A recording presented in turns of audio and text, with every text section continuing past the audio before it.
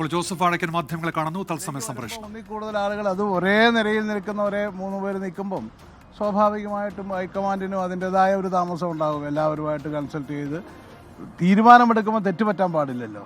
അപ്പോൾ അതുകൊണ്ട്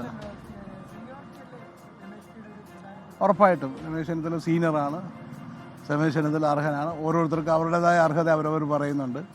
അപ്പം അതിനകത്തൊന്നും തെറ്റില്ല. പക്ഷേ ഹൈക്കമാൻഡ് അതിലൊരു തീരുമാനമെടുക്കണം, അത്രയേ ഉള്ളൂ. ഉണ്ടാവാതിരിക്കാൻ വേണ്ടിയിട്ടുള്ള ശ്രമം, അതുകൊണ്ടാണ് ഇത്തിരി ഡിലേ വരുന്നത്. മാറ്റിവെക്കുമെന്നൊന്നും ഇതുവരെ എനിക്ക് തോന്നിയിട്ടില്ല. ചിലപ്പോൾ 1-2 മണിക്കൂർ ചിലപ്പോൾ മാറ്റിയെന്നിരിക്കാം. പക്ഷെ അവരൊക്കെ വരാൻ താമസിച്ചാൽ അത്രയേ ഉള്ളൂ, അതിനപ്പുറത്ത് വേറെ ഒന്നും സംഭവിക്കില്ല. ഓക്കെ. ജോസഫ് വാഴക്കൻ കോൺഗ്രസ് നേതാവ് സംസാരിക്കുകയായിരുന്നു.